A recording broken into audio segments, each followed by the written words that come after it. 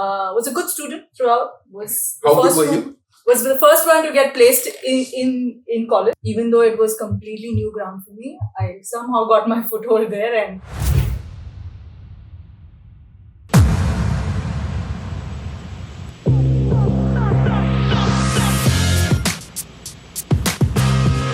How is Vaara different from Tropicool?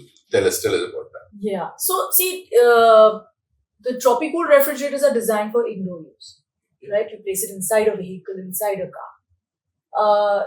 There's the construction of the boxes is such that they are more adhered to internal temperatures. But we needed for delivery. When I was thinking about delivery, I was like, these guys will need a very rugged box because they are using their bikes very on rough terrain all day in the sun, rain, come what weather, right? And so you need a really, really rugged box. So the whole construction changed. And then we started realizing that first we will build something that is robust on the road and at the same time easy to operate, right, with fewer hassles. So it was a completely different scenario. Delivery system is so different from placing a refrigerator in your car. Yeah, so it's completely. There's a lot more controlled environment, etc. Here you are actually trying to make the entire ecosystem outside. So you're building it from. So now this is interesting. So hasn't this been tackled before? People trying to build something. Leave aside the EV aspect that you're positioning it around an electric vehicle. But let's just talk about the case that Vaara is building a box which sits on top of a vehicle, not inside a vehicle. Hasn't this been tackled globally? What is the scenario globally? Wasn't it just easy to just import it from somewhere else and just reuse it in India? What was it that you're thinking? It's interesting that I have seen only one other product like ours internationally, and it is also in its early phases right now. It's not rolled out. It's a bit similar technology, but we haven't actually. During our research, we came across that box, but we said we'll build something for Indian conditions. And I'll tell you, anything made overseas cannot directly be brought into India and deployed. I learned this in Tropicool as well, that our conditions are way more tougher than European or even Chinese conditions, right? They have smooth roads. They follow rules, traffic rules. They have fewer accidents. And here we are like tackling every problem that comes our way, right? And you have to completely redesign everything. And now you're in the exposed side. You are not safely inside a vehicle. Now you're building an ice box or a cool box, which is actually out to the elements. Exactly. Road, sun. Exactly. But then what is so difficult about it? I mean, I'm just trying to understand where you're coming from, make it easier for our audience to understand the complexity of what you've built. One would think, hey, listen, this is just an ice box or an insulated box with a little bit of refrigeration system inside working on a battery. Yeah. Is it as simple as that I make it to be, or what are the challenges you faced in this? So, the refrigeration system itself that we use is DC compressor refrigeration system that sets it apart, and there are very few players who make DC compressors. So the challenge started right from picking the right technology partner. So which will suit this market, which will be able to support this market, and will be able to also match the prices for this market, right? So typically Danfoss, and these are the names that people are aware of. We picked somebody from 100 years of refrigeration experience in DC compressors, and they gave us a lot of support in building because they were equally excited for such an application. Right? So the challenge is that not many companies, and the big refrigeration companies, even they don't want to get into DC compressor. They're very happy doing their AC compressor, converting the power and energy and downsizing it. But now I think they're all looking at it seriously because everybody needs lightweight refrigeration and needs to go away from fossil fuel based refrigeration system. So that is the first uniqueness, and that's the first challenge we have. Not many people are doing it. Probably they don't see the value or the volumes in it until somebody does it. It's always first mover, right? And then others will follow. Also, another unique part is that not only in Vaara we are a refrigeration company, but we've built our own electronics. Okay. And we've built our own IoT electronics to talk to the refrigeration system, talk to the battery that runs the refrigeration, and talk to the vehicle. So it's a very, very homologated ecosystem, and that's where we stand apart, I think. Yeah. So, multiple channels. But then Yeah. always manufacturing India has always been facing the brunt of more expensive, difficult, as against just importing it from China. That's what I would say. So, any challenges around the manufacturing side of it, or was it just the IP creation part of it? So manufacturing, yes, is always expensive until you get to the volumes. We are also, wading through those challenges, and but I think they're very solvable. It's not like we won't be able to match the pricing. And today, thankfully, post-COVID era and anything even importing from outside is equally expensive, thanks to this government, because they have really come out with strict regulations on electronic parts and heavy duties, import duties on it. So now we are at par. So it's helped the manufacturing sector a lot in such products. I've noticed that we are now at par in manufacturing costs. You have the volumes, you can crack it. Which is where brings me. I was just thinking while you were speaking, is one point. The entire reason why the last mile chain did not have a cold chain. Is there a cost aspect to it? So and this is one of the things, because you did talk about it, and this is the segue to it, is how much of a cost bearing does it have on the actual delivery cost? And have you analyzed it? What exactly? How does it look like? So typical, let's say a 4-wheeler diesel vehicle that does last mile delivery, a 1-tonner maybe, right? Its regular average would be about 16 rupees per kilometer, right? But the minute you fit a diesel, the reefer system on it, it comes down to as low as 9 rupees, or sometimes even 8 rupees. Half, exactly half, right? Okay. Because the diesel consumed is more by the refrigeration system. There's a lot of other maintenance issues happening because the engine system, not just driving the car, the vehicle, but also the refrigeration system. So the maintenance costs increase, right? So the overall downtime for them is also high. So when they have a downtime, for example, the reefer is not working, they have to bring the vehicle out of their delivery system, right? So there's downtime for that vehicle for at least 3 days. Plus, you cannot maintain them on site. You have to take them to the workshop, right? So these are all the costs that add up, right? Higher downtimes, of course, the fuel-based cost. So would someone you and me would want to pay extra for an ice cream which is served as cold? But is this a thing of the masses, the last mile cold chain? Because that's a very interesting position that you've taken. The last mile cold chain, if that solution didn't exist, and if you can get it right from price perspective, this is a brilliant space. Yes. But then, is it a mass, or would it still be? What's your analysis? Would it be something like a great solution to have in the cities where someone would know the difference between a ice cream which is served cold versus something which has gone through the cycles of frost, defrost? Yeah. So, what exactly do you think that's this value people are ready to pay there, or something 100%. The consumers are giving feedback live on social media now. You can't hide from feedback. That's the thing that the expose is so big, right? If I don't get my product the way I want it, I'm going to complain instantly. I'm going to take my full refund. So that's the easy way to satisfy the customer today. But that feedback is there. You look it up on Twitter, you look it up on any social media, that people are realizing that there is no way. Of course, in India, it's like we accept it. Chalta hai, but abhi soch badalna hai, So which means you can use this channel to talk to the people who manufacture of ice cream, and anything which needs to remain cold is, listen, start to think about cold chaining your last mile, which normally wasn't. Interesting, I went to a couple of ice cream factories during this journey. And I had ice cream straight from the machine that brings it out. And the taste of that ice cream, unbelievable. And then the one that comes home. It's totally different. Yeah. Why I know that is because I did a project for Hats and Agro when it was inception during my MBA B school days. Yes. And that's why I know the difference of ice cream fresh, which with the 67% air bubbles in it, versus something which has gone through its cycle. Yeah, right? Exactly. Right.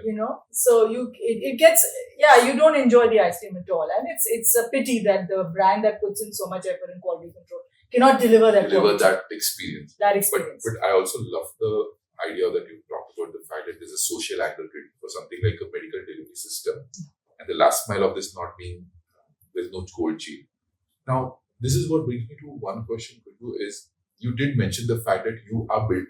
So, if I were to look at Vaara, then Vaara is isolated irrespective of the vehicle on the bottom, Correct. It's a cold chain for the last mile which is developed. So irrespective of the vehicle. It's vehicle agnostic. It is vehicle agnostic. But you are taking now even there you're taking a sustainable angle to say, hey, listen, you are going ahead with the OEMs which are EV. Yes. Am I right in understanding? It's a conscious decision. Okay. We may be killing some of our market Exactly. by that strategy. Right. For sure. But it's a very conscious decision to do that, because not only are we promoting our product, but we're promoting sustainable. Okay. And we think that the cities is where we need to start with converting all our last mile transport into green. Okay. Right? And the cold chain is the toughest to do, because they can't break away from the current reefer system and the diesel and so vehicle. What you're saying is you might as well start afresh. Yes. Because that conversion will take so much longer if we start saying, okay, just put our box on any diesel vehicle, CNG vehicle, Brilliant. But we really want to promote that green angle, which is I'm also very good to. I was about to, that reminds me. So for those of the viewers who have been thinking today, Maxim is not wearing this traditional black Maxim Homely dress. The idea was Khushboo today wears the colors of our logo, the green and black, and that's why today we took an exception to make sure that the guest who's done the honor of wearing our logo colors. Yes, so we have the same logo colors. So the guys, that's the green and black that she's wearing. So thanks for that, Khushboo. But that's that you're wearing green as well, which is incidentally our logo color. But more importantly, Khushboo, you took a conscious decision to go with the EV. So what are the electric vehicles you are already? So what you've done? 2-wheelers, 3-wheelers, 4-wheelers. Where exactly are you in this scheme? So far, we've partnered with 2-wheeler and 3-wheeler companies. Okay. Some good brands that we are working with and who have supported us wholeheartedly in the assimilation or integration. Okay. And we have now vehicles running in Pune, Kolkata, Mumbai, and we're doing both frozen as well as chiller applications. This is where frozen as well as chiller. Yes. This is what the original question. So what is frozen? What is chiller? I'm just trying to make it very easy right. for us. Yeah. So chiller is basically positive temperatures plus temperatures. So anything up to 2 degrees, right, is the minimum, or 0 degrees. Okay. Right. So typically cakes, bakeries, dairy, most of it, milk, butter, etc. Paneer, curd, things like that. Fresh fruits, right, all come under, even fresh meat, if it's not frozen, will all come under this. And also a lot of pharmaceuticals. And what comes in the frozen category is mainly ice creams and frozen meats. Yeah. Got it. And that's exactly why I was saying most of us, just because we're not conscious of it, we tend to not even understand that if someone were to deliver us typical frozen food on a chill base is also a wrong thing to do. Absolutely. Now you'll see the trend has changed. Earlier we would get meat only frozen. Now there are brands who are promising we will give you meat at the right temperature, thawed, or you get ready to cook. Right. Yeah, you're not going to have to struggle for it to eat frozen. It's fresh. So the entire concept of a quick commerce, which is, hey, listen, you get your food within 10 minutes, that's going to add more to your business case, right? That's how it is. Correct. But then the question around that is, how far have you in this scheme of things? How far have you reached in terms of scale, and what aspirationally where do you want to reach on this? Where does Vaara? I'm not talking about Tropicool, Vaara now. Vaara, yeah.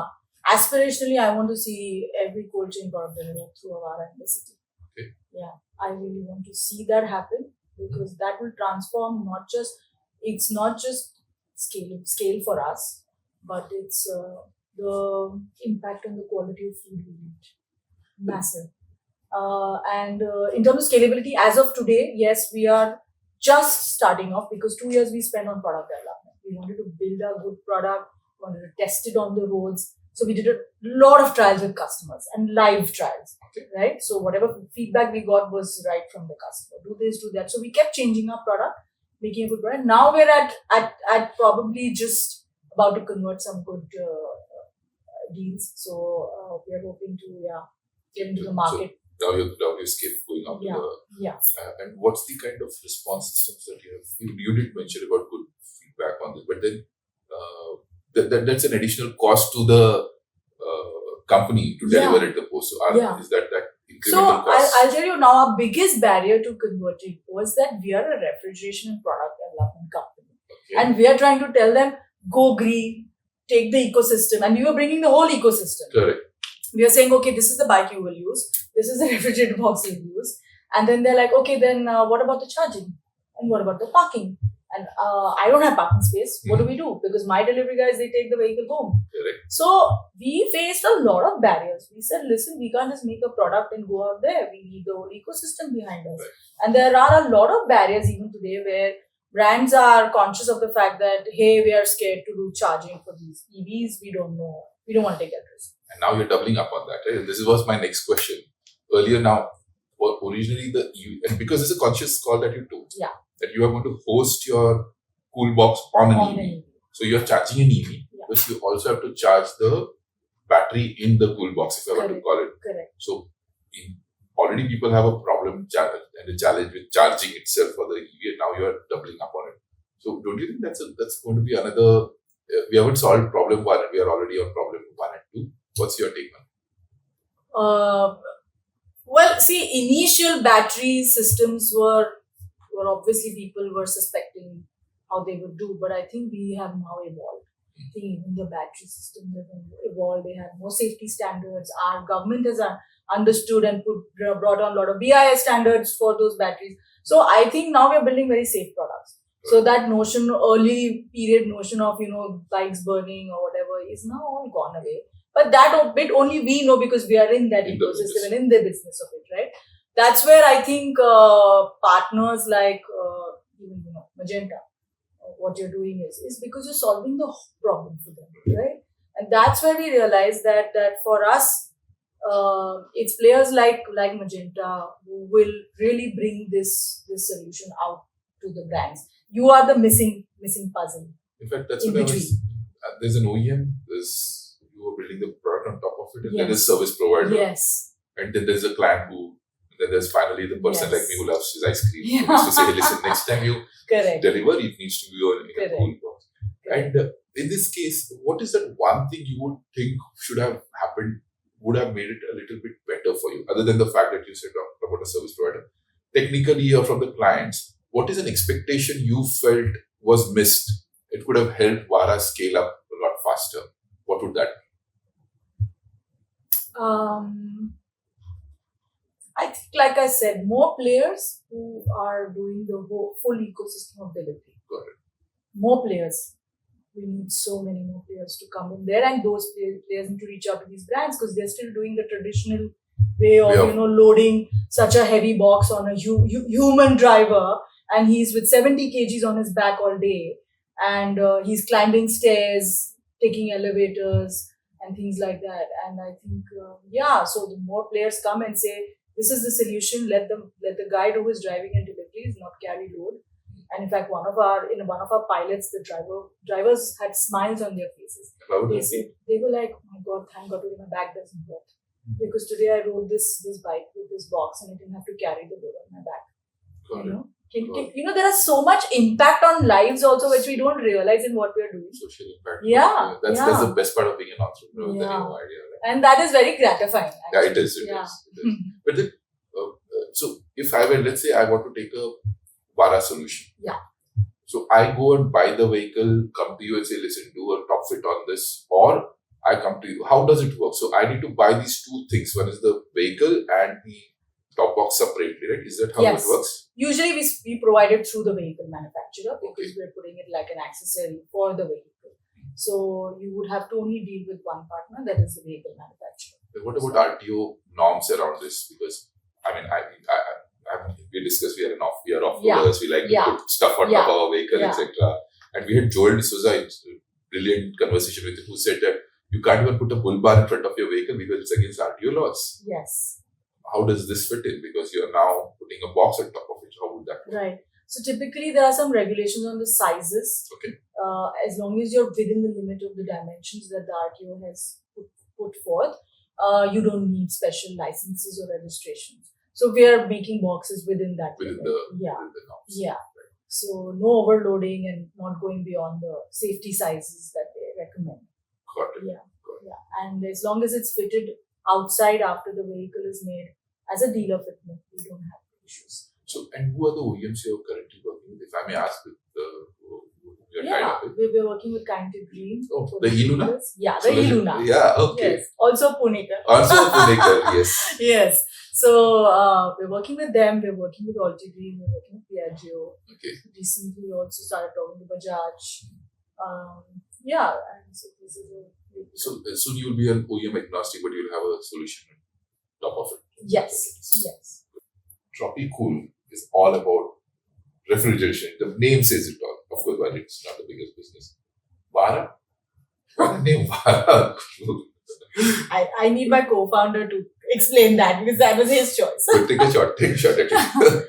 So honestly, this was suggested by our branding agency, and out of some different language words that came up, and Vaara is a Marathi word. Okay. And which means breeze. Breeze, right? That's exactly. I was just trying to understand breeze. So, and we liked it because we said, oh, breeze, it's kind of symbolic of cool or cold, at the same time, mobility, agility. And I thought it was very, it had a nice sound to it also. I thought of it like you will have a lot more other products coming your way under the Vaara brand, not necessarily related to this. Who knows? Who knows? Who knows? Yeah. So that was, it just clicked. And we wanted to stay away from the cool because I already have a company with just Tropicool. We didn't want to mix it with the cool things. So stay away from the run-of-the-mill names. Khushboo, this is, you've been a career woman, corporate woman. You've been part of your dad's business. Then you've set up your own business. Among these three journeys, if I were to call it the 3 decades, if I were to, or 2.5 decades at this point in time, which has been most interesting? What has been? Why? It would be hard to label any one very interesting because I feel in every decade, that was the most interesting thing I did. And with age, every decade you are a different person. You grow as a person. You different things challenge you. Not the same things that challenged you 10 years ago will challenge you now. So I feel like every phase was the best. But I would say the current one, the most exciting right now because yes, my hands are full, but with 2 businesses. But it's very exciting time. One is Vaara, where we're doing impact-based work, right? Like really, I wish to see, like I said, the quality of food being delivered changing for us, and the other businesses, it's also doing well thanks to the automotive industry growing. So I think it's great phase, and as a person, personally, also I'll say that I am probably at the most wisest phase of mine also because I've learned so much from all my mistakes. So I would say this would be the most exciting. And since you talked about hands are full, there's one element that many people forget, especially as a woman entrepreneur. You also have a home to take care of, which is one of your in your designation. That's one designation people tend to miss out on. So tell us about it and how has been that journey. And when I'm not working, I'm a mother, a wife, I'm a sister, I'm a daughter, I'm a daughter-in-law. So many different roles that I balance, and I also enjoy looking after my home. And I enjoy doing that bit. I enjoy spending time with my son. He loves his sports. He plays golf. He plays football, and I love being part of that. And I watch games with him. So that's also very exciting for me. I love doing home things. I like cooking as well when I have the time, and I like gardening and things like that. So I think people say, how do you balance all of this? There is no balance, right? You're either here or you're there, and it's if you try to do everything together, you mess up everything. I honestly believe so. Wherever you are, you focus on that bit. When you're at home, try and give your 100% there. And that's how you balance. And there are adjustments and there is guilt that women have all the time, that I'm not spending enough time with my son or, my mother or, my brother or, you have that all the time. Sure. So, but it's a balance and you need support. And I think I'm very lucky in that sense that I get a lot of support from home, if I would say in gender diversity, we're absolute equals at home. Wow. no matter what it comes to. Wow. Yeah. This is one aspect, many people don't talk about. Women, there's a lot of discussion about women in the corporate world. And that's enough and much about it. And the companies which are doing a lot about it, about gender diversity, champions, etc. But women in entrepreneurship, especially in a new age, is something not many people talk about. Yeah. And I realize you're one of the. You remember the first time we met, we were in a group of this 1,000 men and a few women out there talking about business. That's what struck us as a conversation. Correct. In the entrepreneurial journey, what would be you as a woman entrepreneur, would be your take and your message out to a lot of women out there who want to get into a journey, entrepreneurial journey, be it any function, be it any type of business. What is your message out to them? And like you said, you are more experienced now and more wiser. So something coming from you would be a lot more relevant. So what's your take? Honestly, three things I always tell when I speak to women entrepreneurs or budding, career women is one, you need immense drive, and that comes from within. You need that drive. Every day you want to wake up, you want to give up, but you have to have the drive to keep going back because it gets overwhelming, it gets tiring. Sometimes you want to say, enough, I can't do all these roles all together. But, constantly pushing yourself. So that's definitely something we need to do harder and more than probably men have to. Okay. Right? The second thing is not trying to balance it all. If you're not able to do something at home, get support. Don't try and do it all because that's just going to, burn the candles on both ends, and that you don't want to do. Right. So sometimes you need to just let go. Yeah, nahi ho paya. I couldn't go to my son's school annual day. I was traveling. So, these are things that you want to do, but I think as an entrepreneur, you're more married to your work. And that is definitely, it demands more time. It's always the first top priority, right. Then the husband, then the son, then everybody comes. So, I think I would say that it's okay to be biased to your work, and it's fine. There's some people will judge you and say, how can you... Khushboo, I think you should repeat that. It's okay to be biased to your work. This is something we internally are always seen as made to feel guilty if you were to do that, right?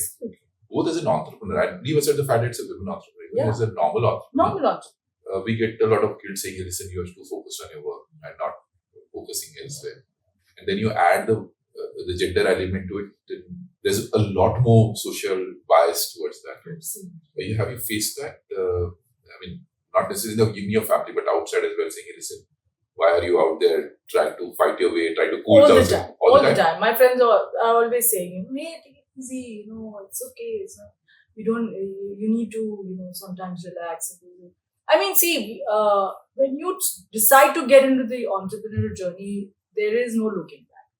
And the dedication just comes from within, You want to be at it 24 hours. You want to do your best at it. So I think it's, there will be always bias. That will be your first love, your entrepreneurship, your work. And that's okay. It's hard for others to understand, but I think other entrepreneurs understand that very well. Very well. When work is on your mind, even when you go to bed. So in the last 2-3 years at Vaara, what has been that one day where you felt on the top of the world? Wow. Right. I think our first order, for sure. The first order that kind of, resurrected the fact that what we are doing and what we have made is working and has a market. So, that was all exciting. And also now that we're filing a patent for our technology, there's also another exciting part that we're very close to it. So, that's what's exciting. Awesome. Yeah. So there are firsts in a startup, right, which are very exciting. And the fact that you've done a corporate stint, and you also worked in your family business, has it helped you in the way you have structured Vaara? Very much so. Even at Tropicool or even at Vaara, every company, we don't run it like typically promoter-based driven companies. Everything centralized at the owners. You're signing off everything, you're approving everything. We have tried to have a system and process in place from day one. We've had an ERP from day one. Okay. No manual work, no filing, things like that. So yeah, that helps immensely because if you don't do it that way, I've seen traditional family businesses which don't have that, and then legacy business to convert that becomes very, very difficult. It is a mindset change for the employees. It's a mindset change for the whole organization and stuff. So I think from day one in the startup, we've been very particular about running it independently. We are, as owners or founders, we don't have to always be around, manning every operation. So yeah, I think that really helps. Awesome. So Khushboo, Puneri Porki, if I were to call it, and an inspiration to a lot of women entrepreneurs out there. Yeah. Someone who's trying to chill the work